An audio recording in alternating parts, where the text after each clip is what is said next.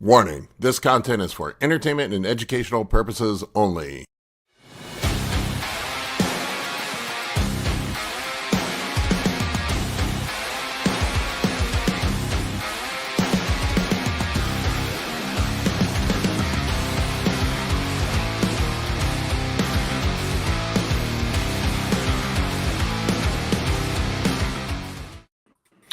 What's up, everybody? How's it going? Morning. Good. We were off last week. I actually took a day off, which turned into an entire work day. Just gave me more time to work. Wasn't even.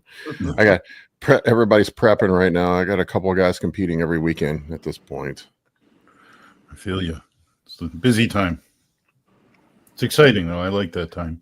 Yeah. No, I enjoy it too. It's fun seeing guys compete. Especially, I got a lot of guys that are first time competitors. So, first time competitors. I mean, it's just like, let's just get you on stage. Let's make sure you don't feel like absolute dog shit.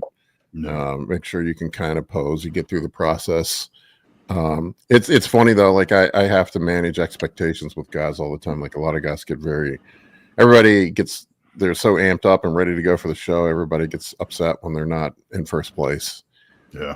I don't remember who it was I heard say it, but and it's so true. There's only one happy person at a bodybuilding show, and that's the guy in first place. Yeah, that's so true. Yeah, you get to play psychologist quite a bit. Yeah, I mean, I only won one overall my entire bodybuilding career, and that was the national show.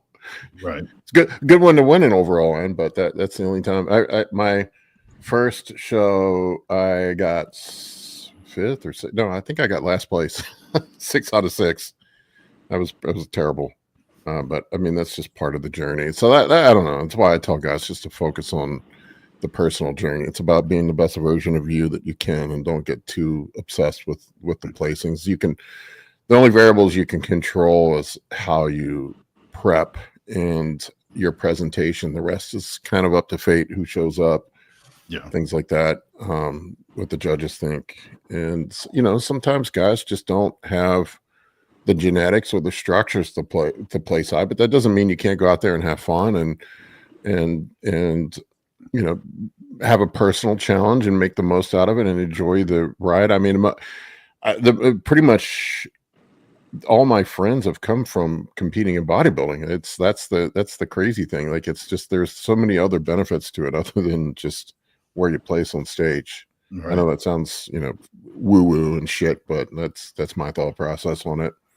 Well, you got to get happy with kind of the progression. Like you said yourself, you started at the bottom and just slowly kept chipping away, and that's progress itself. Yeah, I mean, I got a little better each show, and then I took a step back, and then I got a little better again. I mean, it just happens. I had that one show where I really over dieted, chasing being the most shredded I could possibly be, and end up looking like I escaped a forced labor camp. So I mean, there's that experience too. But I think you need to go through all of it to kind of figure it out. And yeah. I don't know, that's kind of the thing that I am constantly playing with people. Like, it's like, can you be a little bit leaner? Probably. But is it, going to affect your placing that much? Is it going to make you sick? Is it going to, you're going to feel terrible when you get up there? So these are other things we have to consider too. Yeah. There is a human being at the other end of that prep. Right. I was actually surprised yesterday to see how many people from the pro show were lined up to get their judge feedback, and a couple people were really not happy with the way they placed. You figure at that level, I don't know. I was surprised. Oh yeah, man, I've seen some the judges. Right. Ultimately, they weren't happy with their placing, and they were kind of ticked off. And the line to talk to the judge and get your feedback was, I mean, it seemed every competitor was in it. It seemed like.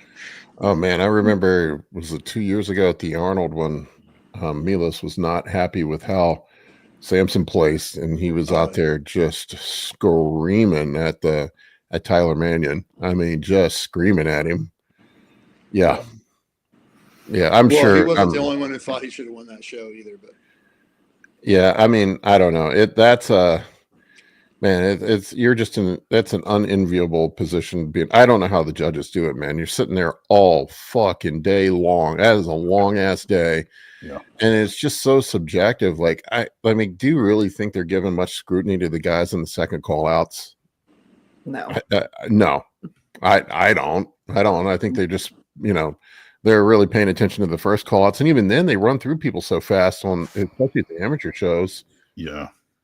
If you notice the expediter backstage, I don't know, I don't know how the whole judge process works, but they seem to kind of cue the judges in on where people should be lined up, and they get them sort of lined up in the order they think they're going to place. It's and I was, it was funny. Like after my show last year, I remember one of the officials told me, "Is like we saw you check in, and you had a tank top on, and we were like, you're going to win unless you seriously fuck up your peak." I'm like, okay. So, I mean, yeah, they see everybody in advance. That's why you kind of got to be mindful of how you look backstage. What's up, Mr. Sugar Diet? Yeah. Can you hear us?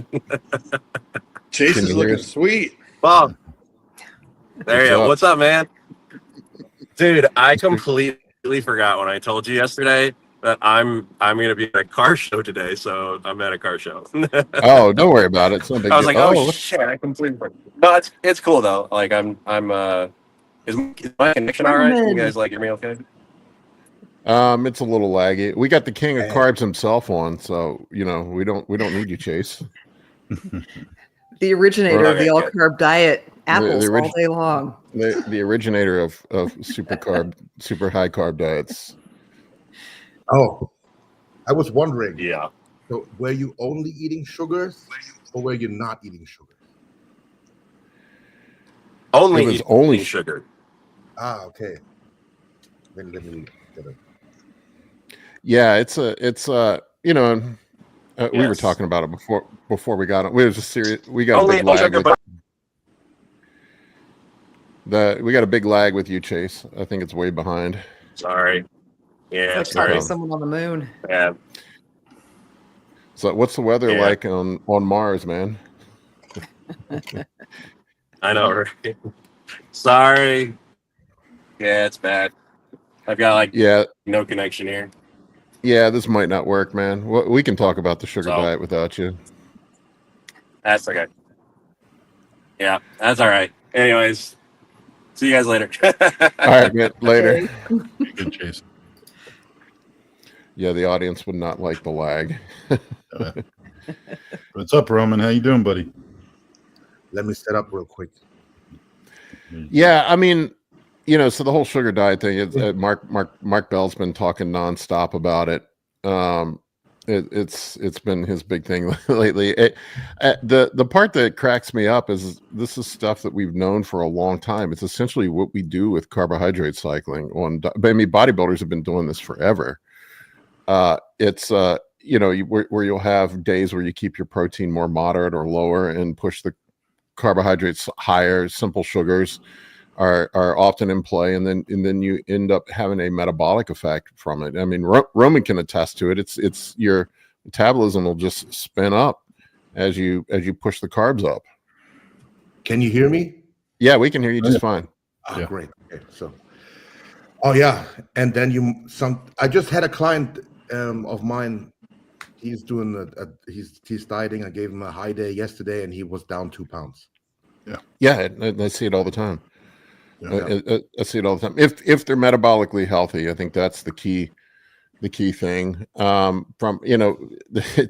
It's interesting because Mark was anti carbs forever, and then now he's king carb, going back the other direction.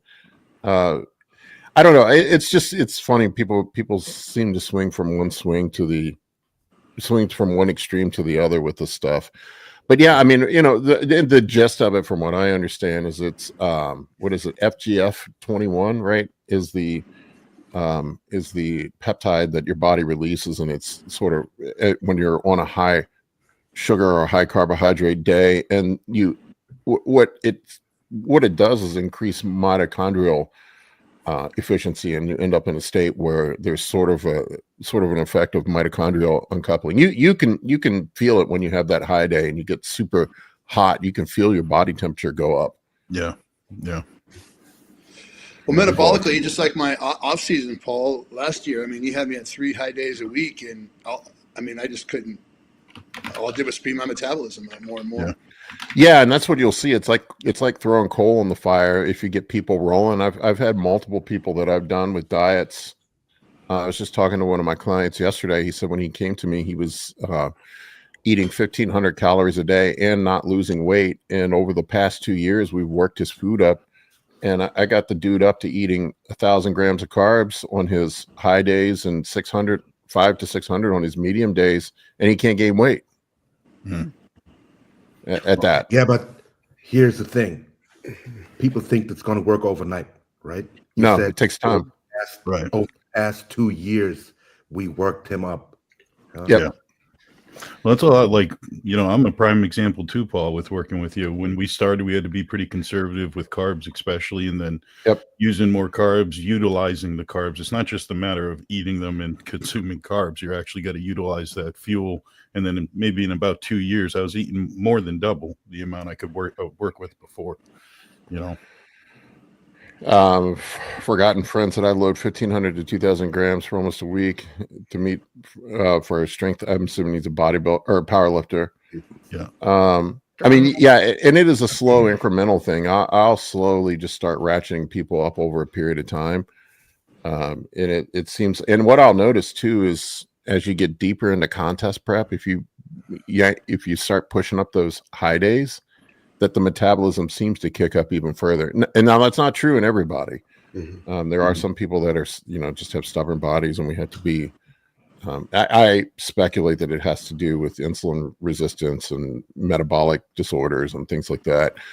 But that would be my guess what's going on. But if, in my case last year for my show, I was doing, I was at the limit of what I could eat. I was doing 2,000 grams of carbs on peak week on my high days, and I just could not eat anymore without my stomach getting fucked up. Yeah, you ever had a tough time filling out too? I was flat show day. Yeah. I'm sure like even like Roman's seen this, I've seen the same thing with people. It's just, like I said, it is really like you can take that long approach of just slowly adding in food, but then you do have to have those other lulls where you have the low days where you're not just hammering more food all the time throughout the week. Like I think what's worked for someone like myself is having these super high days and keep ratcheting them up. And then we have the low days as low as possible, as low as needed, just to, keep protein in and a little bit of fats and keep the carbs low. It's just a matter of if you don't fuel the car, if you're not going to use it, that day. Yeah, I think that's true. Like you have to Even if it's just for, sorry. Oh no, that's it. Go ahead. No, that was it. Well, Just that you've got to have the muscle to fill. Like I'm sure Paul's client who can eat way more carbs now also has a lot more muscle than he had when you guys were working together. Yeah, of course. Yeah. And then the high and low days, even if it's just for giving your digestion a break. Yeah, that's huge for me.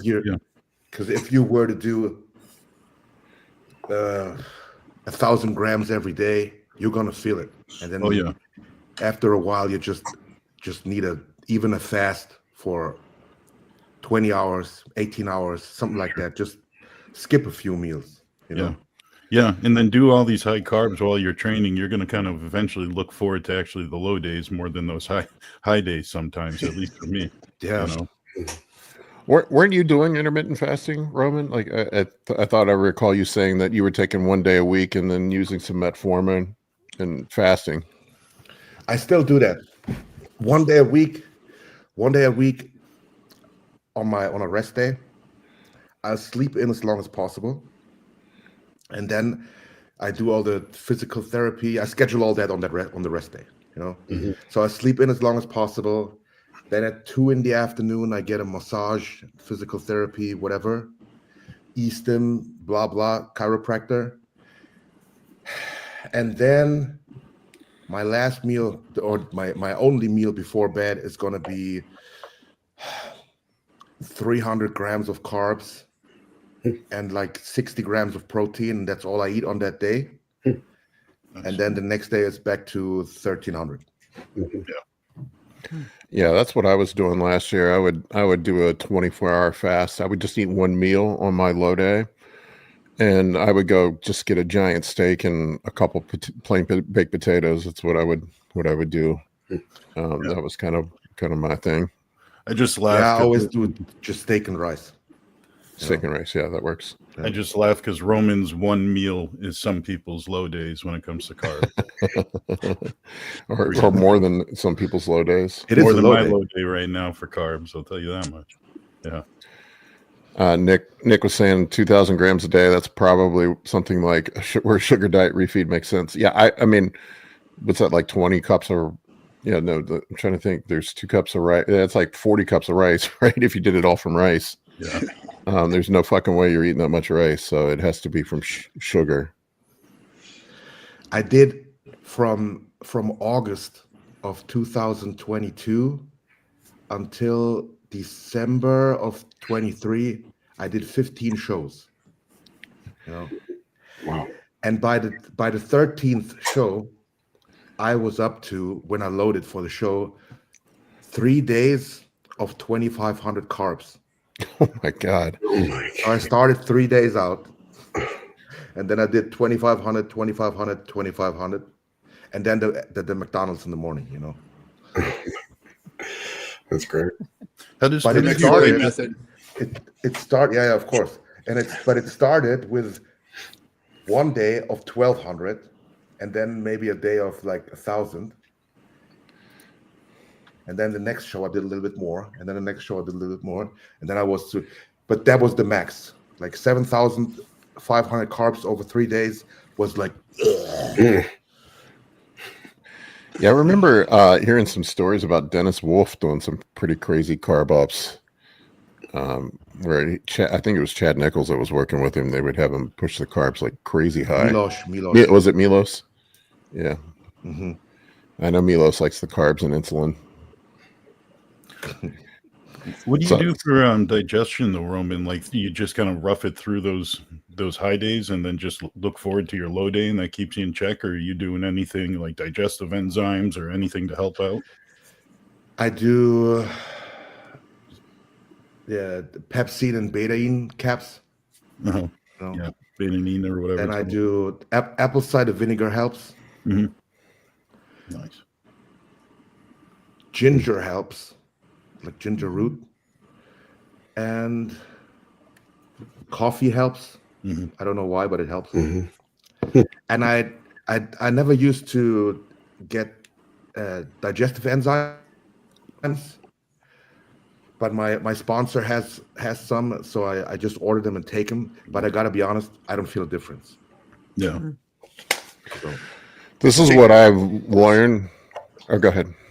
Do you think the betaine works? yes, I've heard that feel that. suggested as a kind of helps with gas and stuff when you're having the big volume of food.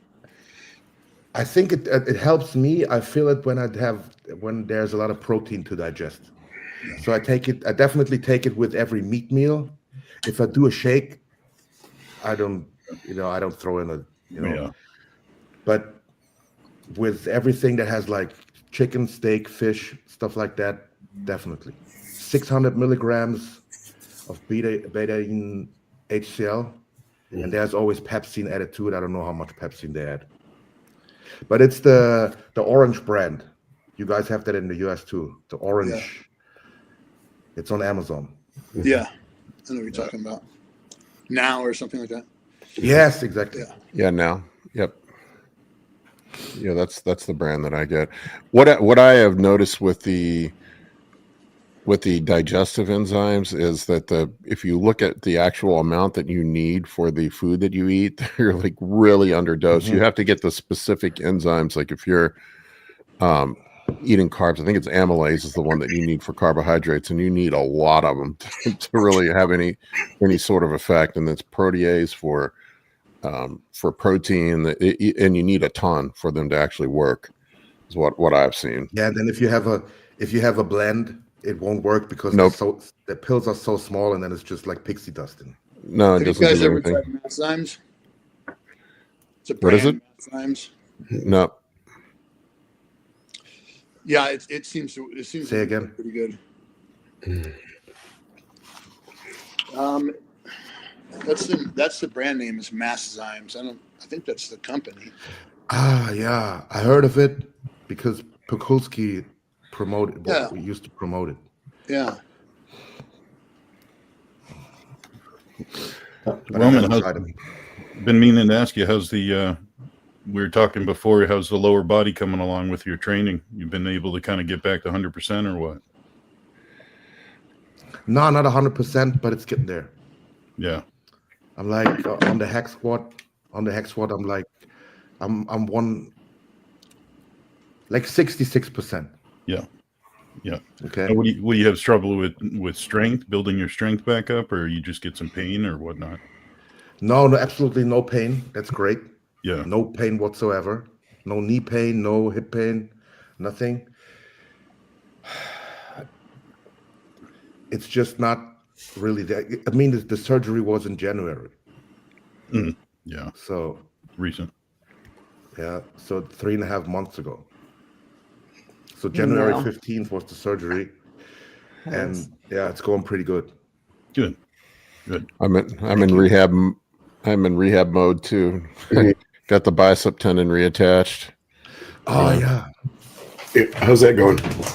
It feels great. It feels better than it did before the surgery, but I can't put any weight on it yet. So I was told at 8 weeks, which is 2 more weeks, I could use a 5-pound dumbbell. Hey, progress is progress. They put me on the bands yesterday at physical therapy, so I was using the pink bands. That was some progress. Yeah. That's What- probably the what's same your- advice they give a 50 or 70-year-old grandma too. So Yeah, I know. They just don't want to get sued. That's part of it too. I probably could push it a little bit more. What are you planning to compete this year, Roman, or are you taking the year off? Depending on how good it goes after the Olympia, because there are, I think, 6 shows after the Olympia. There's Romania, there's one in Mexico, there's Prague, there's Japan again. Of course, I'm pretty sure there's a Spain one because there's Spain shows like every 2 months for the pros. And then, yeah, if I compete, it's going to be after the Olympia. Gotcha.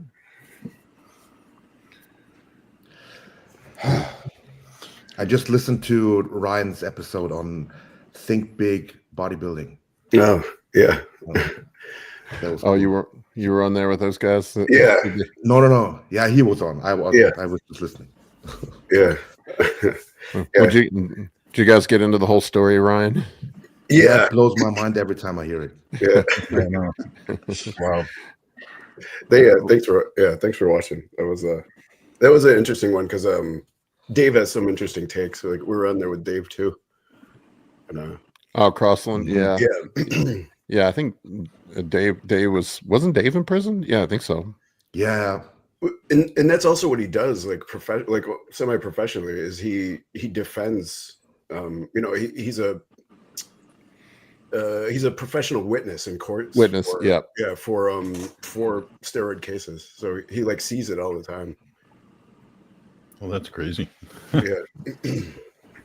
So you guys have a lot of similarities. Yeah. Yeah. Yeah, it was interesting. And Marty sent me a bunch of T-shirts of thanks, Marty. Appreciate that. I don't fit them right now. The 2XLs look big. It's funny. The shirts that were tight on me last year are loose now. That's bodybuilder hell. Yeah. I keep 2 sets of clothes. Yeah. Well, it's funny. I went away for the weekend and I haven't worn like jeans in a while. And I threw a bunch of jeans I thought would fit in my bag. And I just like 2 weeks ago switched my diet up a little bit just to get like 20 weeks out, start getting ready to prep. I'll start kind of ratcheting things up for a show soon. Like you go to put them on, I needed a belt. They were just like falling off. All the water weight that just comes off, like on that initial diet change. It's frustrating. So I'm sitting there going, like pulling up my pants the whole time, or looking for a piece of string. I'm like, this is not gonna work. Dave always drops weight quickly, man. It's always surprises me when we take out one high day and then he drops like 10 pounds. Yeah. It's weird. Some people, carry a lot of water weight. Like I'll drop it real quick in a couple of weeks, and then it gets right on track to that. Then it levels out. Yeah.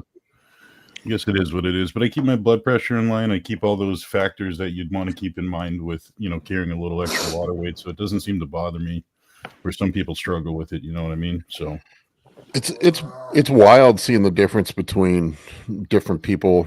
How they carry water. Like there's some guys that it's just a challenge getting them dried out going into shows. I mean, it's just, and then other people, it's like nothing. Like I stay dry. I usually don't have a problem staying dry. But some people, they even look at carbohydrates, their water bags. Yeah. I see it a lot with some guys that work like the physical jobs. Their weight as they go down will just kind of bounce up and down from being, their work. A lot of they'll hold probably inflammation. Yeah, but if you really look through the line of their weight, their trend, it's consistent. But they'll be up and down 4 pounds, up and down all the time. I got to run, guys. I'm going to head down to prejudging. All right, Mike. Have fun. Have a good one. Bye. Good, Mike. Yeah, Mike's at the Legion Pro watching that. Cool. That was a show I was thinking about doing. Of course, it's stress for some people. They just hold water from stress. Yeah. Yeah, I saw that interview with Chris Aceto this week, and he was talking about how some people can just stress themselves out of a placing. They just get so worked up that they will just mess their entire peak week up just from being stressed out. Yeah, I get those guys on prep sometimes, the ones that'll be texting me every 15 minutes. Yeah. What about this? What about that? What about this? What about that? And I'm like, dude, just fucking smoke a joint and go watch some Netflix. Yeah. Seriously, man, just chill out. Yeah. And it's funny, as you get closer to the show as a coach, there's only so much you can do the closer and closer you get anyways, other than just keep people's minds right. I mean, a lot of the work has to be done early on. Yeah, I just try on peak week. I try to just reassure people and keep them calm, because the more they stress out, the worse it's going to be. And first shows are going to be stressful, but after that, it shouldn't be. I don't know. We were talking about it earlier, Roman. There's a we have a friend of ours that he just competes all the time. He does tons of shows. And I know there's that philosophy. I think Milos talked about it, where if you want to get better at competing, you got to compete more. And I mean that makes total sense to me. But I know you're a guy that competes a lot. How do you handle that, competing all the time like that? I don't think about it. I just do it. Yeah, I don't stress. I don't stress. If I'm in shape and I know what to do, I just repeat. Yeah. I repeat my routine every time I get there. When I go on stage, it almost feels like a guest posing now. I've practiced posing so much at this point that it's not even exhausting, because I do like 3 rounds of posing after every time I train. And then when I get on stage, you maybe do 3 rounds the whole prejudging. Yeah. But it's not after a training session. So you're fresh, that's easy. And then you just wash off the tan, go to the next show 1, 2, 6 weeks later, whenever it is, and do it again. Yeah, that's critically important. I tell the posing stuff, I tell guys all the time, start posing. I do when prep, I'll do 3 rounds after every training session. And then that way, when you're up on stage, you're on autopilot. You're not thinking about it. It's easy. There were some guys last year when I was going to some of these national shows that were just sweating and gassed out after 2 rounds in prejudging. It was crazy. Like, Jesus Christ, man. You've been doing any cardio? You've been doing any posing? Or are they just that tense? I don't know. Well, it's definitely the other half of it. It's not just nailing your posing with the visuals. It's, can you withstand, if they want to put you out there for 5 rounds and run you, are you going to be able to take it? You know what I mean? I think another thing too is guys get too tight up on stage. Yeah. And the one thing I hate is everyone, it drives me nuts. You'll practice, and then people will just flex so hard on show day and they start shaking. It's like they flex extra hard because they're nervous. Yeah. And they think they're going to get like an extra 1/4 inch out of their bicep peaks by going 100%. It's like, I usually try to say, set up your shot, feel the shot, and just give it a small squeeze of, like 80% of your flexing capacity. You know what I mean? Yeah. And if you know how to pose, you realize that most of the time there are muscles you don't even have to flex. Yeah. Just For like example, myself. it doesn't matter how hard you squeeze your arms in a back double bicep. If you just hold it like this, flex your back, your arms are right there because they're. You don't have to flex until you shake like that. Yeah. Same thing on that was one I struggle with on the side shots with tightening my hamstrings up, and that just makes them look worse. Yeah.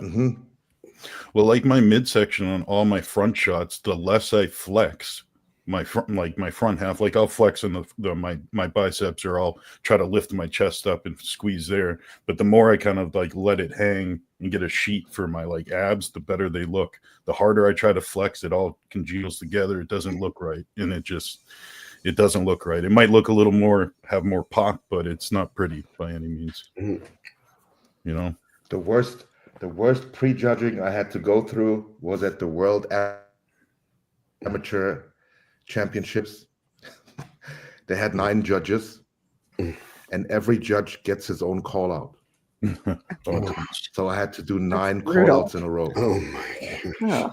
9 rounds. I was like, it's like, and I was 21 years old. I didn't know because I came from the German teenage nationals where they do like 1 round, So I'm doing 9 rounds there, and by the 5th round, I'm like, when does it stop? Everyone is sweating, almost dying. We're like, oh, that was tough. 9 rounds in a row. Since then, I'm terrified. That's why I practice posing. That is, I've never heard of that many rounds at a show. Although they ran Nick and Derek through it at Pittsburgh a few weeks ago. They definitely worked them hard. Yeah, we got to ask you, Roman. What do you think about that? With were you thinking that the judges got it right with Derek versus Nick there? I mean, I'm on the camp of I thought Nick should have won, but it was close enough.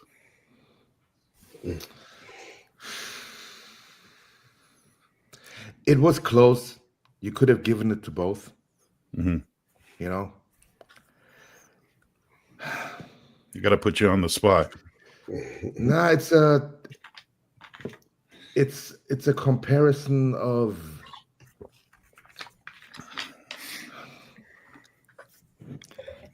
just. It probably was close in the judging as well, right? Yeah. They were tied on. They were tied on the scorecards. Yeah. So when you're looking at it, it's like, do you want like sheer brutal mass, or do you want Derek's more pleasing looking, polished body? Yeah. And then probably like Vol decided for Derek. Yeah. Yeah, probably just on came that down day. to what they wanted to see on that day. Sometimes when it's that close, it's just that kind of judges prefer a certain look versus the next. I mean, we all have our preferences, Well, ultimately, they're both in the Olympia now, so I think that was the desired result, right? Right. Yeah.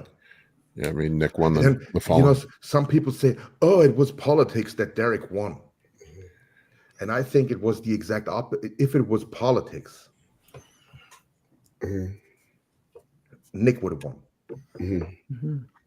Because, first of all, that would make the Pittsburgh Pro a more prestigious show than the Arnold Classic. You know? And it would make a way better story for the Olympia coming up if Nick had beaten Mr. Olympia and Mr. Arnold Classic. Right. And now we basically know that Nick is not going to beat Derek. That's what we expect to see, right? Right. Yep. So if it was politics and if it was marketing and everything, they would have let Nick win. Yeah. And that what are there 7 judges? Like how do you get 7 people to agree on anything? Right. Exactly. Yeah. Or 5. Yeah. I don't know. Maybe 7, 5. I don't know. I think they throw out they throw out the high and low score. Yeah. Yeah. I think with 7, they throw out 2 highs and 2 lows. I don't remember what Maybe. it is. No, Yeah, they'd have with 5 scores. With and 5, they only throw. Well, if there's 7, they'll keep 5 scores and they get rid of the highest and the lowest, I believe. Yeah, but with 5, they're going to keep 3. I don't know how it works. Yeah. Yeah, I don't know how it works. But yeah, that's I don't know. I don't buy into the whole politics thing. And at the end of the day, it is somebody's opinion. Yeah. Mm-hmm. One of my competitors made a good point that we were talking the other day, and he goes, I think a lot of people really thought Nick won too because you haven't seen him in so long. So when you get that freak factor and that wow factor that he has, and it's been a year and a half, and he was improved from New York, you're wowed, and you just saw Derek the other day, so you're a little desensitized to it like the week before, or a couple of weeks before, whatever it was. Well, I mean, Derek was a little off from where he was at the Arnold. He wasn't as, I didn't think he was as crisp as he was at the Arnold, but Nick looked great, and Nick even looked even better at the New York Pro, I thought. Yeah, I agree. Yeah. And I know he, seemed to have things dialed in this year. From what I understand, he was healthier, he felt better. Everything was lined up really well for him this year. I know he had some injuries and stuff before that he had to overcome. Yeah. Yeah, it was getting, when I was watching the kind of following Nick's prep too, it was just interesting to see how much weight he held. And then the last second he dive bombs right into the show. I was sitting there thinking, I'm like, when are you going to start getting lean? Not that he wasn't lean, but it was definitely different approach, I thought, from what I followed. Well, it's probably water. A big guy like that sometimes is going to hold a lot of water. Yeah. Yeah. And it's, that's the issue. Sometimes it's hard to tell what's water and what's fat. Yeah, true. Yeah, I've been working with, I talk about it every week, but I've been doing a mentorship with AJ Sims, and it's interesting to see how he brings people in. It's been a fun journey working with him and learning his process of getting people ready a couple weeks early and then just drying them out going into shows. He's really good at it. Now, does he write out people's specific foods, or does he kind of do a little? Yeah, I mean, he's very meticulous with the diets. He tells you exactly what to eat, how much sodium to use, the whole 9 yards, all the supplements to use, when to use everything. I mean, he's very detail oriented. Like, I don't get that nitty gritty with things with people until the end. Like at the peak week, I will. Last couple of weeks, we'll tighten things up. But until then, I'm doing macros. Yeah, it depends on the client. Yeah, that's a part of it too. I'm sure you guys know that there's people that if you're not up their ass with specifics, they are going to sneak in more and more and more options. Yeah, as the weeks go by, and then after a while, you don't know what they're doing, and they're probably adding 20% of calories from stuff they've been sneaking in. All of a sudden their weight goes back up again. I just had one. He's at, I can't figure out why his weight drops, why his weight doesn't drop. So I'm like, write down everything you eat or drink during the whole day. Just tell me. It doesn't matter how how minute you think it is. And then he's like, I see 5 cups of coffee. He has 5 cups of coffee. So I'm asking, black coffee. He's like, yeah, I used to do black coffee, but now I'm adding a little bit of skim milk. Mm-hmm. And then, so how much milk? Yeah, just a little bit. How much? It's like 3 to 4 ounces. 5 times 3 to 4 ounces, 5 times a day. It's like, and I don't even know what else you're doing, right? I mean, that could be a couple hundred calories right there. Yeah. Yeah, it's usually condiments are what get guys in trouble. I had a situation recently. A guy wasn't dropping weight, and I was like going through, and I'll just say, all right, what? Tell me everything, and I'm talking about everything down to the bubble gum you chew. I want to know everything. And it was all of these condiments and seasonings, and like a lot of the seasonings that he was using had sugar in them. You know, like some of the barbecue seasonings and stuff. And I'm like, dude, that's got sugar in it. And then all the sodium too. Sodium, I was going to say super high sodium. Yeah. Or they start eating people like pickles or something like that because there's no that's calories. me. I get a whole jar of pickles. You know what happens, you know? And then these people, it's like I had this girl, you know, she can't figure out why she has stomach issues. She doesn't know why she has stomach issues. So again, we do the whole tell me everything you eat, even with the bubble gum. You know, that's how I. And then I realized that for 45 minutes of cardio, every time she's eating a whole pack, like those those cans. They have the plastic cans from like Wrigley's we have them over here. It's like with the gum. Yeah. She's eating the whole container of bubble gums during a 45-minute cardio session. She eats like one, chews it a couple times until it doesn't taste as strong, eats another one, eats another one. All that sugar alcohol.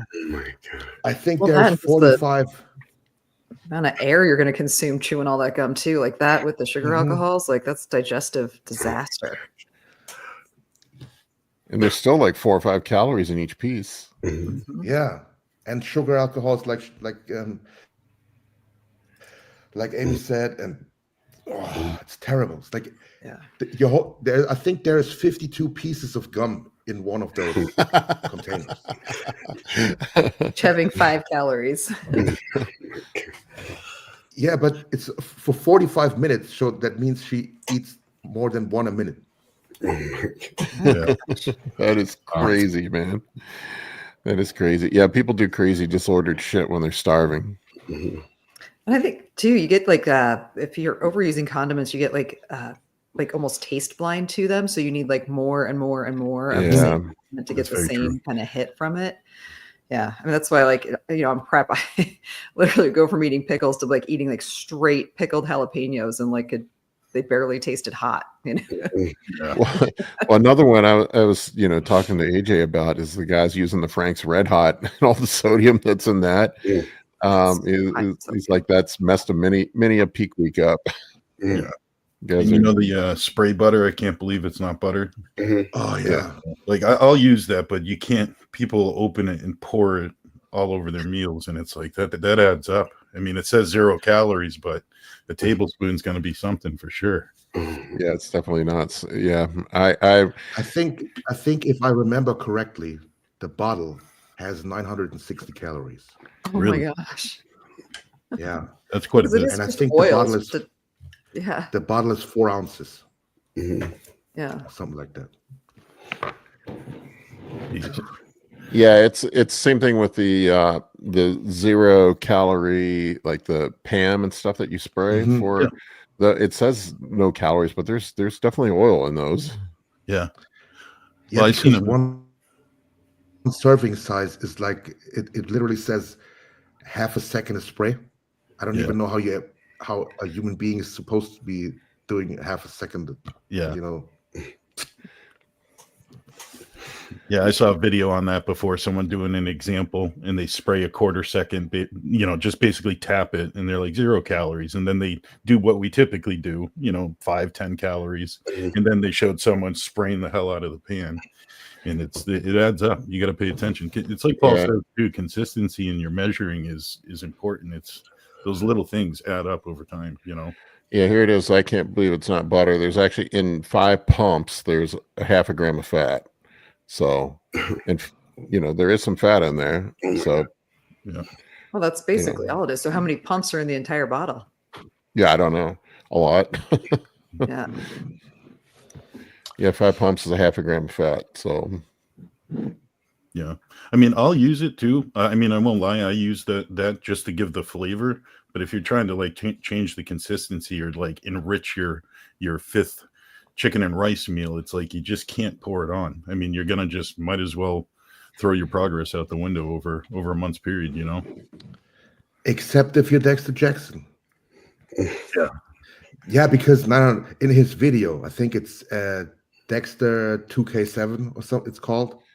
You see him cook, and that's what he does. He unscrews the top of the and can't believe it's not butter, and pours it on his fish in the pan. Oh, yeah. Well, there are always exceptions to the rule. So here you go. The original spray, there's 1,130 servings in a bottle. Wow. So yeah, that's over 100 grams of fat, right? For the so bottle. divided by 5, that's 226. Yeah.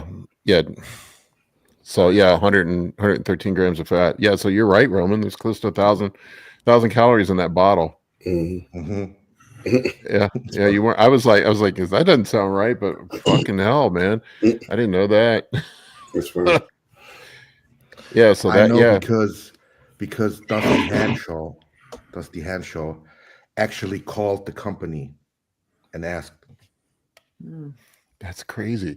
Yeah, you do the math on that. Yeah, so let's see, by 2, that's 113 grams of fat times 9.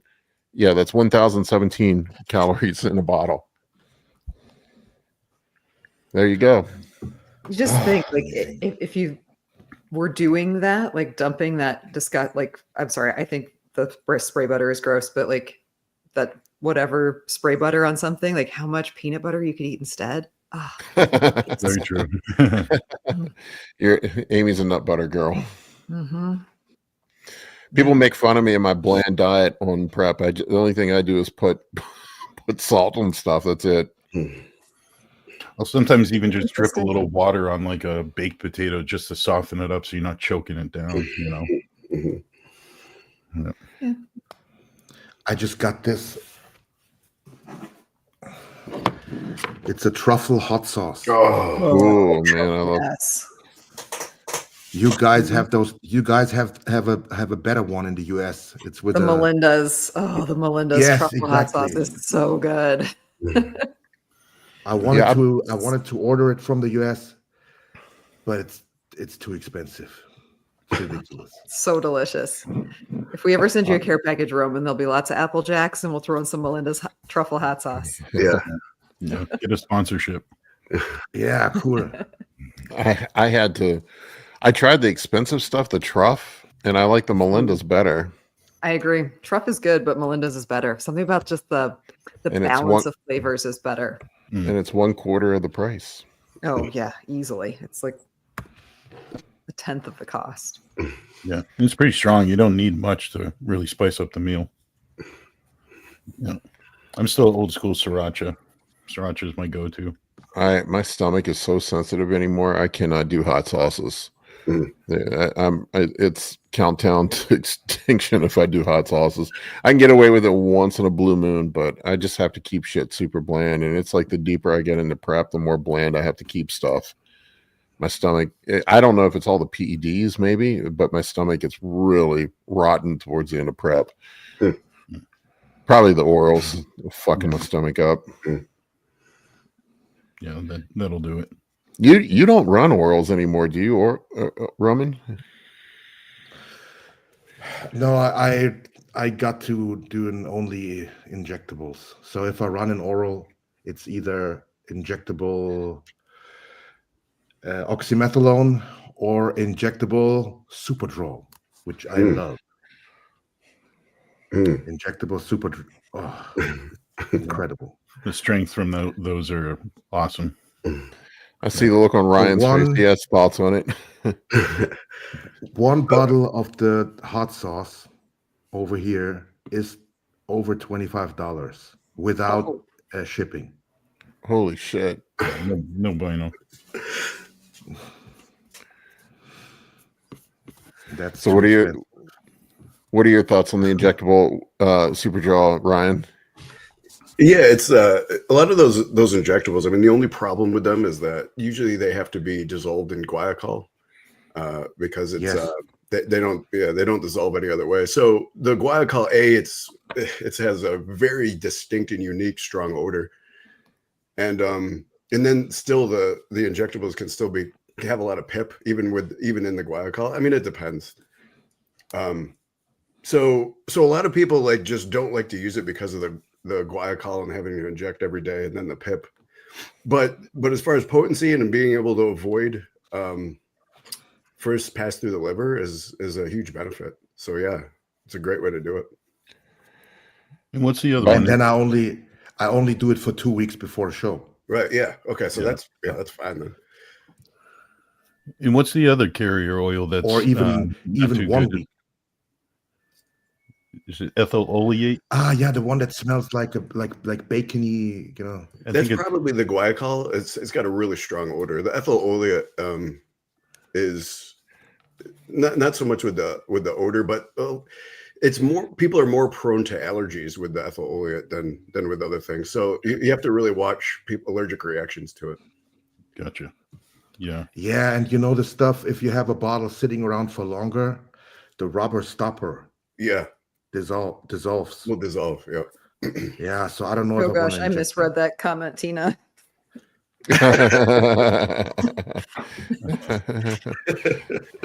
Amy, where's your mind at? Yeah. Like, I saw that out of the corner of my eye. I'm like, what, Tina? Tina tracks everything. Everything. By the way, Roman, the Melinda's hot black truffle hot sauce is on sale at my grocery store right now for $4.50. Stock up. We'll get a case and ship it to you, Roman. Will it make it through customs? Yes. I can pick it up over there. We'll have to. It's like down the street here. We'll have to send you some hot sauce, dude. Yeah. Thank you. If there's any cereal you want to, let me know. We'll get a care package up. Oh, that would be awesome. Levi's asking. Oh, go ahead. Whatever you want in exchange. Prima Bowling. Whatever you want in exchange. Does glycol smell like French? Does glycol or ethyl oleate smell like French fries? This bastard comes into the gym smelling like old French fries every day. No, I think dude needs a shower. Yeah. So it's guaiacol. Guaiacol does have, it will actually make your skin smell. Right? I mean, like, it's got a distinctive odor. And it will start to smell like it too. Yeah. But I don't know if French fries, maybe you could call it French fries. I don't know. But that, in your case, it probably really does smell like French fries. But yeah, I think it smells more like bacony. Like, you know? Yeah, I can see that. Yeah, it's hard to explain, but once you've smelt it, you'll recognize it from then on. So we used to make it right when we would make injectable Stan oil or stanozolol, right? And in oil. In oil base. That's awesome. And when we'd make it, you have to use guaiacol or it won't dissolve, right? So when we'd use it,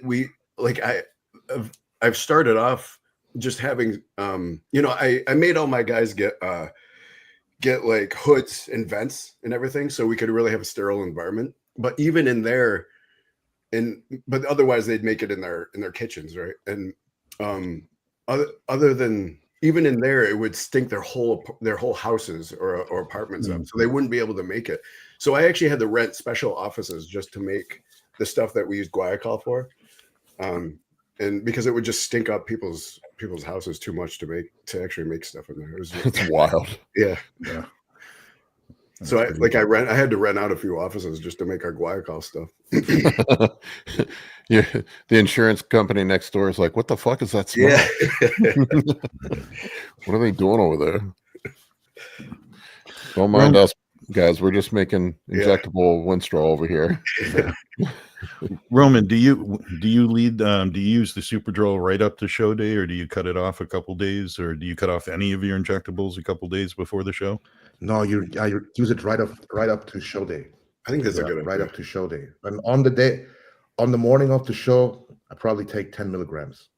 Oh wow. Yeah. With the McDonald's. I don't think enough people do that. I think and again, it depends on the person. Like, what is your personal renin aldosterone aldosterone effect? Like, what is yours personally? But I think enough, like somebody who responds really well to these compounds, they don't bloat that much from a lot of these. I mean, listen, people can blow off of Anavar. I've seen it. I've seen people just blow up from it. But it depends on your specific effect, right? Like, how do you, and I think enough, when we say that, when we use this generalized concept that people bloat from these things, so we have to pull them before the show. Not everybody does. I've seen people take D-ball and Sustanon and look like stage ready, have veins in their abs that are so lean. Like, if you have really good genetics for this stuff, then you should run it right into the show. Like, you know, there's plenty of people who can do that, and they should. Yeah. Yeah. I know one German pro. He takes Dianabol his whole prep. It's up to the day of the show. I've seen people who have the genetics to do it. Like, it's, you know, everybody's different. And for some people, Dianabol would cause too much bloating and too many problems. But they're, you know, Dianabol gets a bad rap, but it was one of the most popular steroids for 40 years. For a reason, because people love it, and it really does a great job for a lot of people. Now, again, there's certain contexts where you wouldn't want to use it, and there's certain people who would just wouldn't want to use it at all. But yeah, I've seen that too. I've seen people be able to take D-ball and be so lean and so jacked up from it, and just forms their body perfectly that they could step on stage when taking D-ball. I was speaking. I won't name names because we had this conversation in private, but an old pro that did pretty well. A top guy who said that he would run tests and Anadrol going into shows. Yeah, he would run test EQ and Anadrol. That was his prep cycle. I'm like, damn, man, and he looked good. Just like everything, it should be individual specific. We should define how do you specifically as an individual respond to these compounds. And some people should run them right into the show. So others you can't, right? Yeah. Because they. Tina said she looks terrible. She pulls GH or creatine. Yeah, and I think that's a case by case. Same with GH, right? Same with GH. Yep. Some guys flatten out really bad, and if you're a person that flattens out, it's better to just keep it in. Yeah. There's some people who bloat from it though, so you have to pull it a few days before. Yep. But yeah, it's so individualized. Yeah, but then same with exactly. Same with water even. Yeah. Some people drink 10 liters until the day before the show. Some people cut their water 3 days out, or only do like 1 liter. So I think like when we have these generalized ideas of how we do things, I think that's the problem, right? Is we need to really define each person individually. Yeah. Mm-hmm. Yeah. And you've seen it over generations, you know, this is what we've always done. And then everyone follows the trend and never really truly find out what works for them. Yeah. Yeah, like I know myself, Anadrol would definitely get me a puffier, more water retentive look if I used it. But Superdrol for me would be probably much more acceptable for me to run it right into a show. Yeah, I know the word was that Jay Cutler liked Anadrol on show day. Really? Yeah. Yeah, and then like someone like John Meadows used to talk about doing a bottle of Serostim, a couple bottles like the 2 days before the show, and just fill right back out. Yeah, I think John was an Anadrol guy too, from what I recall. And Proviron, lots of Proviron. There's some people that run Proviron, other people that don't. I've done it with and without. I don't know that I notice a huge difference with or without. Not everybody would. It depends on your response to, you know. So let me give you an example with Proviron about why it it is the same exact compound as DHT, right? The only difference is it's C17 alkylated.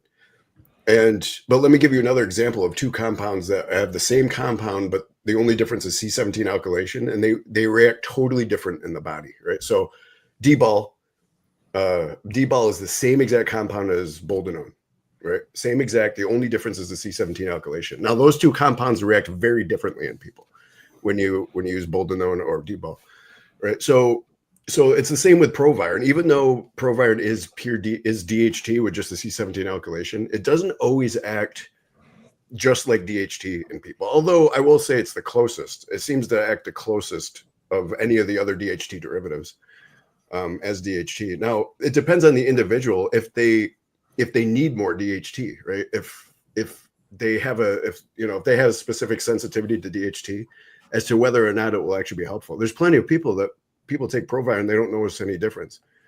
That person doesn't need that extra DHT, right? But there's also plenty of people who take that Proviron and it really has a dramatic effect on them.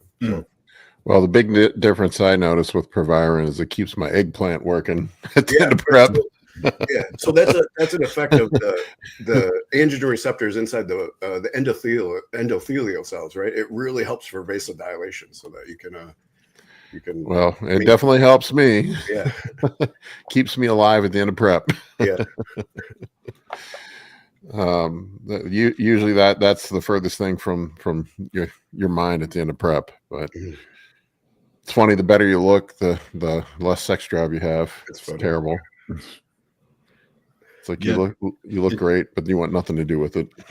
Yeah, it's so interesting how different people are individualized, because like the more I've coached over the years, half the people it's just keep it super simple, and then there's the other group of people where such weird things make them present better. Yeah. Have you guys talked about SLU PP32 already? Yep. Yeah, we talked about it some. Everybody's using it right now. Have you tried it yet, Roman? Nope. Because I want to wait for everyone else to either die or do good. This is the year of SLU PP332 and retatrutide. That's what everybody's doing right now. I'm not doing the Reta. The worry I have about Reta and what it seems with me is it seems to flatten guys out, and I know people say that doesn't happen. I just have seen otherwise with big dudes. It seems to fucking flatten them out. I will say this: and it blocks appetite, right? It can, yeah, it can. It certainly can. I will say this: that running it though, that's the best my blood work has ever looked. Yeah. I couldn't imagine a scenario, just knowing Roman, where you would actually probably benefit from it, because I'm sure you're very insulin sensitive already. All like your hunger is something you can control yourself. Well, I mean, when you're carbon up on 2,500 grams of carbs, I don't think hunger is an issue. Yeah. But the SLU, like I've had two people, one just recently this weekend that I prepped, that the only fat burner we used was SLU PP332, and he was shredded to the bone. Shredded. Yeah, he was definitely shredded. Did he compete already? Yeah, that was last night. How'd he do? Yeah, the guy you posted last night, right? Yeah, he did good. It was there was 160 people in the whole show, so it was a pretty big show. But he got second in his 50 plus, and it was close. They had him in the front and center for the whole show, and then they switched him last second. And I was like, damn. But then fourth in the 40 plus, and then fifth in the open. So okay, that was pretty Not good. Too bad. Yeah, and he was happy because two guys he competed against that he lost last fall to, he progressed and beat this time. So is he going to do Masters Nationals? We're going to just buckle down for a little bit, and then probably talk about it in the kind of winter time, plan something for the spring. I'll say if he's in shape, it's not that far out. Yeah. I think with a scenario with work and taking off time, it's a lot to get it. It's a lot to do. As well as he's the one that lives here in Virginia, right? Yeah. Yeah. It's not too bad of a ride up to Pittsburgh. Yeah. Yeah. No, but that's all, what I've talked to you guys in the past too about is like, I really try to manage my guys and girls that we compete, that we prep their fatigue and just like the CNS beating that you take during prep. And I know myself, the more I can kind of manage my getting good rest and making it to the finish line, I just always look better. I feel better. Everything goes better. Yeah. So I decided, why don't we try just to use some of these peptides and see how that works. And it just started working perfect. Didn't have to do a ton of cardio, and he's relatively lean off season. I think we only went like 12 pounds difference from off season to stage. Well, I think that's a big key too. Yeah. I mean, if you're fat at the beginning of prep, you're going to have to push harder and it's just going to be, everything's going to be worse. Yeah. I think staying lean year round is the ticket. I've always done better when I've been lean going into prep. Yeah. Especially when you're 50. Yeah. Yeah. Yeah. Yeah. I just didn't want to see him limp to the finish line. You know what I mean? We've all been there. We've all taken an ass whooping trying to get to the stage. Yeah. I mean, when you're just run down and you've had to push the diet really hard at the end, it just never yields in a good look on stage, in my experience. Yeah. I ended prep the same weight I started last year. That's the way to do it. Yeah, I can't wait. But Roman, I'm sure you miss it, Roman. Yeah, so much. I was just going to say though, quickly to answer your question, Roman. Like, I don't know SLU might not be something that is just a need for you. To be honest, I mean, I can't really think of anything that you'd benefit from it other than more improved mitochondrial efficiency. Maybe a little bit more energy if you felt you needed it, but I think there might be better things. There's definitely a notable increase in energy when you take that shit. I'm sitting here at my desk. I'll be sweating when I've tried it. I haven't run in it for any extended periods of time, but I've tried it. It definitely ramps you up. Yeah, same.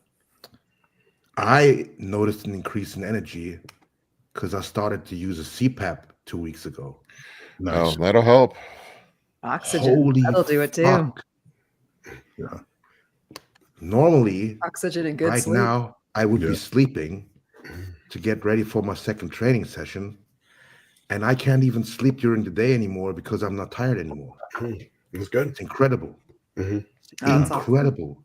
My back, I had this tight back. My traps always felt like I'm just like this all the time and never relaxed. That's going away. That's great. Tremendous. Yeah, actually getting good restorative sleep. Yeah, exactly. Yeah, but funny thing, I think I had the pressure set wrong because I fiddled with it a little bit, and then the pressure was too high. So I used to wake up a couple times during the night and have to really burp. Yeah. Yeah, it'll fill your stomach up with water or air. With air, it pumped whatever my lung couldn't, whatever my lung couldn't take would go into my stomach, apparently. So I woke up, I'm like, ugh. I've had that same experience where it fills my stomach up, and then I had it too low, and then you feel like you're suffocating. You wake up. Yeah, you're gonna love it. I got convinced to get mine, and it was literally a life changer for me. I cannot fucking use it. I try and I try and I try, and I end up just ripping it off in the middle of the night. And I don't even remember doing it. Yeah. The thing that I have, it's called, do you guys have the ResMed? Yeah, that's what I use. That's what I have, yeah. The brand? Yeah. Yeah. And the facial thing is the F20 mask, right? I'm full face. Go Google the P30. P30. Is that full face? Is that full face, or is it like one of those nose? No, that's like it's not even covering your nose. It goes into your nostrils. Oh, I've seen that one. Yeah. This is awesome. You don't even notice you have one on. Yeah. Is it loud? Like, can you hear it? No, it's almost completely quiet. Nice. and you don't even notice you have it on. There it is.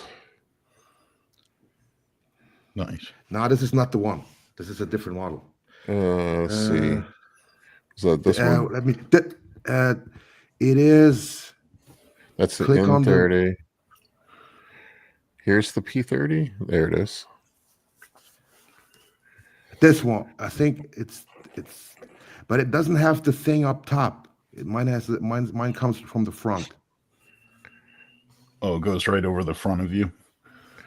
ResMed P30. Huh. Let me check. I get it. Yeah, I got lucky. I put on the full face mask and I got used to it in a day. And I kind of like the whole setup, the whole big face mask. Well, I need to order one of these. Well, that might be part of it, Paul, is like getting something more comfortable. And then also, like, I thought for a while I had to email them about getting the pressure adjusted because it was just too much for me. So I don't know if you've tried that. P10. P10. Okay, so Yeah. ResMed P10. I'm gonna look. I tried the P30, Paul. I tried the P30, but it was never. It always leaked. That was fucking annoying, you know. So the P30 was shit for me. The P10 is awesome. Okay, here it is. Interesting. There it is. It's that one. Yes, exactly this one. I'll have to try that one. Incredible. I don't even notice I have it on. I want to see a picture of him with it on. I'm a mouth breather. That's going to be my problem. Just gotta tape your mouth shut. I got a deviated septum, so I don't know if that's a good idea.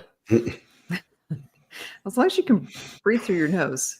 Like when your mouth is taped shut, you can still breathe through your mouth. It just keeps your mouth from opening. And this thing fucking blows the air right through your nose. Yeah. You know? So clean your sinuses up. You know what's funny? The first time you take a nap though, I think I have to go, guys. All right, Roman. Take care, man. Be good. Hey, see you, Roman. Amy, Paul, Dave, Ryan, it was good to see you guys again. Good to see Good you. to see you. So good to see you. I'm gonna say see you next week, okay? Okay. All right. Well, we'll see you next week, Roman. Bye. Thank you. Bye. Take care. See ya. I'll have to tell Roman his hot sauce depends on it. But when I had my CPAP, I got so used to it that I've had a couple naps where I don't put it on or I just kind of fall asleep and I'll wake up and my throat just from snoring is like Hurts. Oh God, it's miserable. Yeah. Yeah. It's a little bit of a chore, CPAP. Sometimes you got to fill it every night, but I mean, it's made such a difference that it outweighs the positive and negatives for sure. Dave, is that the tea I hear in the background? Yeah, can you hear it? Yeah, that's crazy, man. Yeah, heading to Boston. Yeah, I stayed the night at Dave's house, and the train is very loud. I don't know how he sleeps through it. It must be the CPAP. Yeah. Let's get some questions in. All right, we got here. Omar asked the best oblique exercises. I do not work my obliques. I don't know if you guys do or not. I mean, I don't, because I don't want to build up my obliques because they're already pretty prominent. But I mean, like oblique twist, like a weighted like ball twist. I think those are just killers for the obliques, or side planks. Yeah. I work them into my abs, so you just kind of do, you get on your side and do side crunches while you're doing your normal abs exercises. Or they have those machines, those twist machines too. Yeah, we have those at the gym. I used to do them when I was younger. I figured that from just the bracing from a lot of the big compound movements we do probably is enough for them. I don't know. I've never heard of a judge saying you need more oblique development. Yeah. Serratus, that might be something, but you can do, the 3/4 crunches, whatever you want to call them. You can do those. Yeah. I'll do them with cables. Yeah. If you get the angle right, I mean, you can really get them pretty good by doing like leg raises with the twist. But I think it also depends. Like if you're trying to grow those specific muscles, incorporating some sort of weight rather than body weight, I think would be better. But find whatever's comfortable and you can truly connect. Like any other muscle, people train their abs differently than they train other muscles, and it never made sense to me. Mm-hmm. Yeah, I mean that's you and I have talked about this too. That's always been a pet peeve of mine. Like guys, you'll see it on local bodybuilding shows. There's so many dudes that don't have any fucking ab development at all, like zero. Like they literally don't. They'll be 5% body fat, and it doesn't even look like they have abs because they just have no ab development. It's crazy to me, and it's odd how people don't use any sort of resistance when they're training abs. It's just another muscle in your body. Why wouldn't you train it with resistance progressively, just like you would any other body part? Right. Now, also, I would have to question why you're training obliques. Is it something that you need to bring up? Is it for performance? It might be different. If you're a strength athlete, obviously, you need core strength. So it's different than bodybuilding. But I would think in bodybuilding, you probably would want to keep them smaller. Yeah.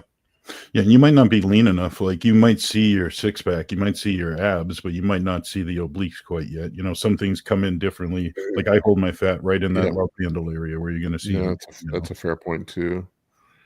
Yeah. Okay. What do we got up next here? This is from Rise 41. Success in biohacking, by the way. Check out his podcast. I've on there a few times with Todd. Does GH dosing or timing should that be considered on the sugar diet? Any concerns? Yeah, I probably wouldn't run GH on the day of high sugar. Yeah, I mean, I don't, obviously, I don't know because this kind of diet is kind of new, but just scientifically, it just makes sense. Just what Paul said. Like, yeah, the GH is going to inhibit insulin production. So your glucose is going to have the opportunity to get kind of out of hand pretty fast. So if you, just like what Paul said. Yeah, I mean, GH shifts you towards lipid metabolism. So I would think that's not a good idea. You could potentially run some berberine or metformin on those days. I would think maybe insulin. Or actually take insulin. Yeah, just take insulin. Yeah. The ultimate. Everybody asked me my favorite glucose disposal agent, and I jokingly say Humalog. Yeah, but it is very effective. Yeah. I don't know if you guys saw any of my posts this week. I have been, and I need to do a video on it. I've been using my glucose meter to kind of see how I respond to different things. And the response that I've had to sugar-free lattes at Starbucks is insane. Yeah, I saw that on your stories. It was pretty crazy. Yeah, my glucose will shoot up to like 250, 300. It shoots up pretty high with just black coffee too, though, right, Paul? Not like that. It went up to like 140, 130, something like that. But what was really weird is on energy drinks, it doesn't budge at all. That's crazy. Yeah, it might be like a person dependent thing. Like it could be a stress response, or Dr. Dean commented on one of my things, and he said that it's probably, what did he say that they put in he said it's the milk they use in lattes, that they put in maltodextrin for frothing. Oh, yeah. I think that's what he was. I could be wrong. It was some sort of dextrin they put in it for froth as a frothing agent. I don't know if that would have any effect on it or not, but that was something he suggested. Yeah, because you're getting a higher, faster spike with sugar-free latte than your chicken and rice. Yeah, I ate an orange, 100 grams of carbs from chicken and rice, and 6 ounces of chicken, no fat in the meal, no added fat, I should say. And my glucose went up to like 140, 150. But I've tried with every different type of milk. I thought maybe it was the almond milk, or maybe it was the oat milk, or just regular milk. I tried all three, same result. The almond milk didn't seem to be as bad as the others, but still, it was over. My glucose would go up to 200 and then come back down. Wow. I'm going to try it myself. It was, that looks like, yeah. And it could have to do with me being a diabetic too. I don't know if my response to various things is not is abnormal. Here, I'll show you. Well, this one wasn't as bad as some of them, but I'll pull this one. I'll pull this one up, but you can see the huge spike. Let me pull this comment down. Hang on. There you go. But you can see when I had, and I was fasted too. What's the time range there from left to right? It was like an hour. Gotcha. It was like an hour, and then it went back down. And then these two here. These were I waited a while to eat a meal. I just wanted to see what happened, and then I had like my regular breakfast, and then I had my second meal. So you can see how it responds just with a regular meal. Mm-hmm. So it's nowhere near that. Interesting. I've also, like, it's been wild tracking. A lot of times I'll get night sweats really bad, and I notice that I've been randomly going hypo at night. My blood sugar will get down to like 50 in the middle of the night. Wow. Yeah, it's crazy.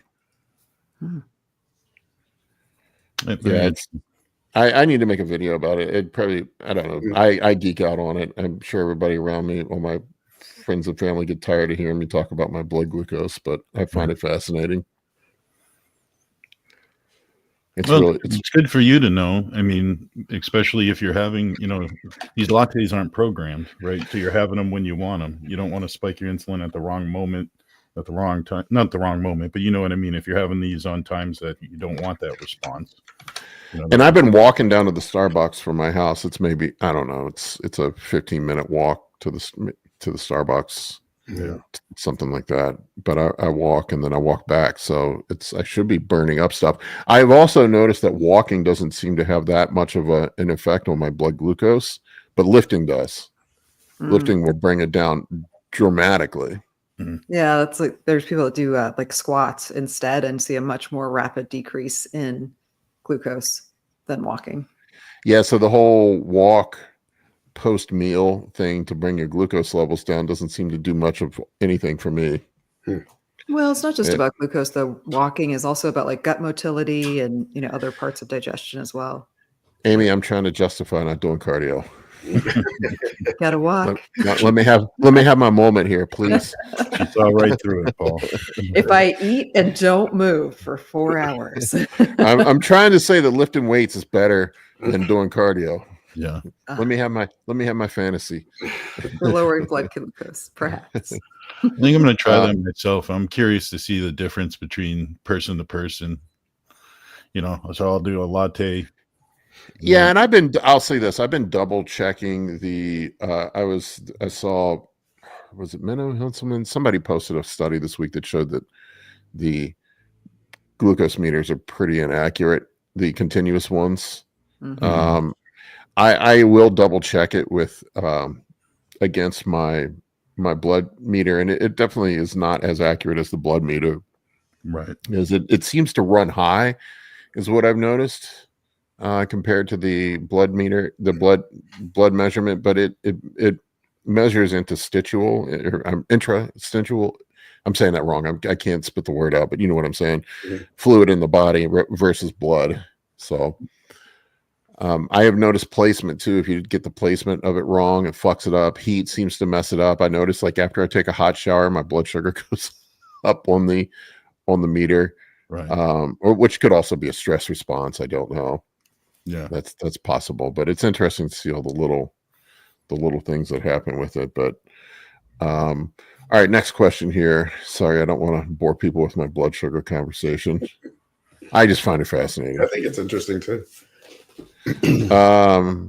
Marissa gets tired of me talking about blood sugar. I told you when I saw you there that you should make that a part of your post. I think it's really interesting.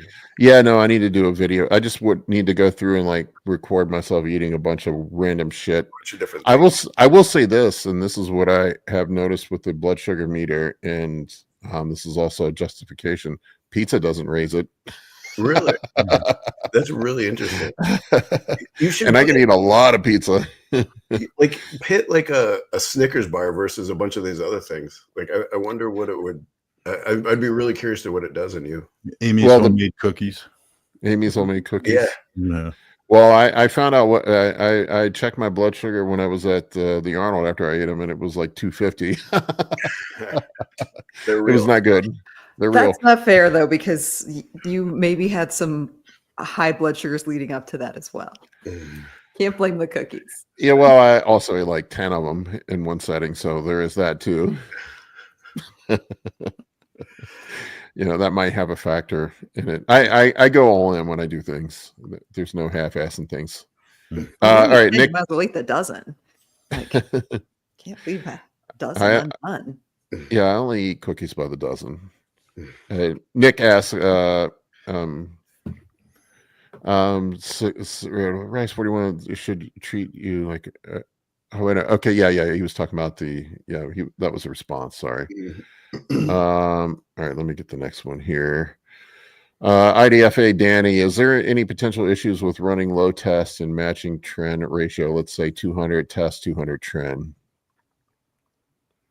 What do you think, Ryan? Yeah. Yeah, I mean, the trend is going to be its own animal, so I don't think you want to necessarily. I mean, you want enough testosterone so that you have enough estrogen, right? But I wouldn't say get carried away with doing tests of requiring a test trend ratio, because trend is its own beast, and depending on your individual sensitivities to it, like you're just going to want to run trend at a certain number that works for you as an individual, not necessarily in a ratio with test. Yeah, I was going to say that might be to most people a low test milk dosage, but that's an effective trend dosage for most people. As a follow-up, Dan said that he said, I told this story 100 times, but I had high glucose on blood work, and I found out it was coffee. We're monitored for 3 weeks. So there you go. It's not just me. Yeah. Dustin's one of my clients. Said, Paul, I'm at a body fat level, but I haven't lost my libido yet. That is because we have not crushed your estrogen, my friend. On contest prep, we crush estrogen. It's not I don't think it's the body fat that's the issue. I think it's the smashed estrogen. That is why your libido goes to shit at the end of contest prep. Yeah. That's only one of the things that's going to make you feel off. Yeah. At the end of prep, yeah. Yeah.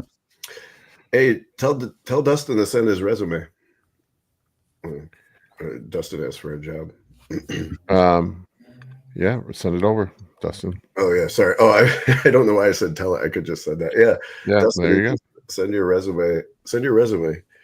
We're expanding so fast that we definitely need we're hiring for sure. Amy, cookies are anabolic. Truth. I ate plenty of them and I was lean at the Olympia. Oh my God, I think Amy brought like 500 cookies to the Arnold, and I ate 475 of them. And then I wonder why my A1C was up at 10.6. Yeah. So many cookies. Yeah. Oh. My A1. That's another cool thing with the glucose meter. It shows you your predicted A1C, and it's pretty damn accurate. I don't know if you can. 5.9. Yeah, man. Which is great for me. What brand do you use, Paul? It's the Freestyle Libre 3. My endocrinologist prescribed it. It's not cheap. Yeah. With my insurance, it was $200 for a 3-month supply of it. Without insurance, it's like $250 a month. Oh wow. Yeah, they're not. What is it, like every week you put on a new monitor? 2 weeks. Two a month. You go through 2 a month. Gotcha. So with insurance, it works out to be about $70 a month, something like that. $60 a month. Yeah. My copay on the Manjaro, I am 6 weeks into that now. That finally seems to be having an effect. Like I went in reverse when I switched from the retatrutide to the Manjaro. My blood sugar got worse. And then now it's kind of leveled back out. It's come back down. it seems to be coming up. But I definitely will say this, that the Manjaro, which is trizepatide, does not seem to have as profound of an effect on the blood glucose level as the retatrutide does. So it's got to be the glucagon agonist action that specifically helps me. I don't know that it would be the same in everybody else, but for me, seeing how my body goes hypo in the middle of the night, my blood sugar is like this through the nights. Even when I fast, it's crazy. It's all over the fucking place. I don't know if I can. Let me see if I can pull up last night. I can show you guys. I don't know if you can see.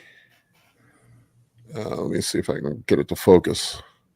No, camera's not focusing. You got to cover your face when you do it. Here we go. Oh, There we go. Would have worked. See how I went hypo? Yeah. At 5 a.m. I woke up and had to pee, and I was all sweaty. And I'm like, damn, I'm hot, man. I got to put the fan on me. And yeah, and I looked at the meter and I was 58. I'm like, well, that's why. But it seems to correct itself. I didn't die. I woke up this morning, so that's good. I thought to myself, like, maybe I should go downstairs and eat some gummy bears or something. But then I was like, nah, fuck it. I'm going back to sleep. Chase's hand reaches out from under the bed and just like bring gummy bears into your mouth. I really wanted to hear Chase's sugar diet story, but I guess we'll have to get that on another. I'll have to hear it next week. I'm interested to see how long he does it. I mean, doing it for a day is one thing, but it just cracked me up that Mark Bell was so on carnivore and now he's eating sugar. Yeah, he's all over the place, just sugar. So from one extreme to the other, just carb cycle. That's how the diet cults go. You got to be extreme. Just carb cycle. You're not over restricting and being crazy. Are you even dieting? Swedish fish are the most anabolic fish. Yes, they are, Josh. All right, folks, I'm going to wrap this one up. I appreciate each and every one of you.